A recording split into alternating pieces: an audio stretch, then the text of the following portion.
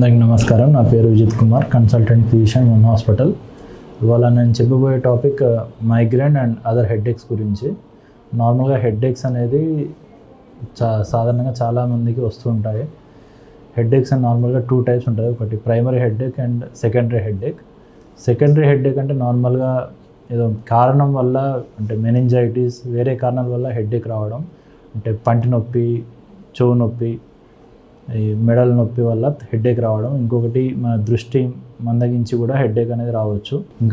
ఇంకా మెదడులో brain tumour, దానివల్ల కూడా హెడేక్ అనేది వచ్చే అవకాశం ఉంటుంది.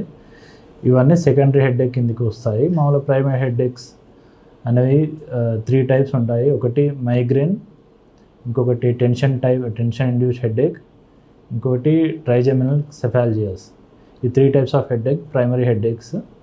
ముఖ్యంగా మైగ్రేన్ అనేది సాధారణంగా చాలా సివియర్గా ఉంటుంది. మనం అందరూ చూస్తూ ఉంటాం నార్మల్గా. ఇది ఒక second most common type of headache. నార్మల్గా ఎక్కువ ఆడవాళ్ళు ఎక్కువగా చూస్తూ ఉంటాము. మైగ్రేన్ ఎక్కువగా ఒక 3 ఫేజెస్లో వస్తుంది. మామూలుగా ఫస్ట్ హెడేక్ వచ్చే ముందు ప్రోడ్రోమ్ సిమ్టమ్స్, ఎక్కువగా ఆవులింతలు తీయడం, ఎక్కువగా నిద్ర ఉండడం, ఫుడ్ క్రేవింగ్స్ ఉండడం.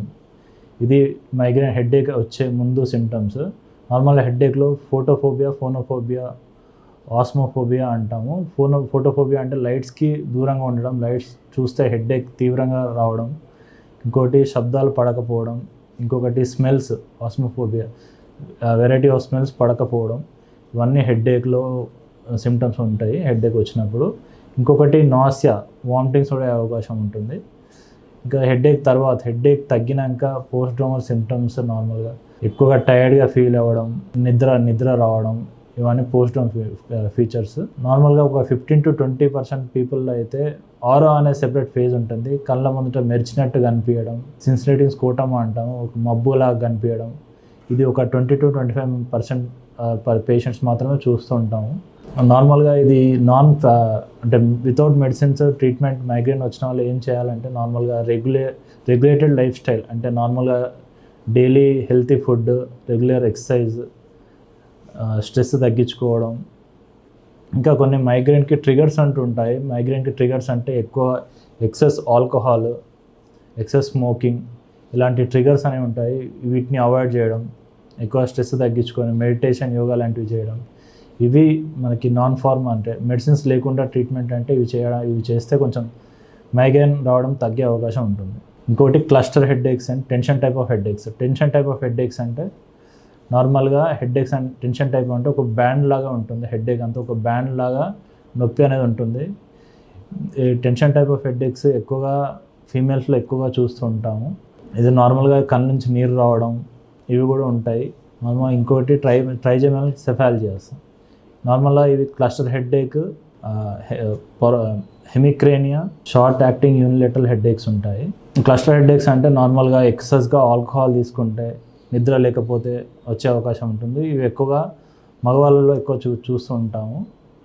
క్లస్టర్ హెడేక్స్ అనేది నార్మల్గా చాలా తీవ్రంగా ఉంటాయి. ఒక అర్ధగంట నుంచి 3 గంటల వరకు వచ్చే అవకాశం ఉంటుంది.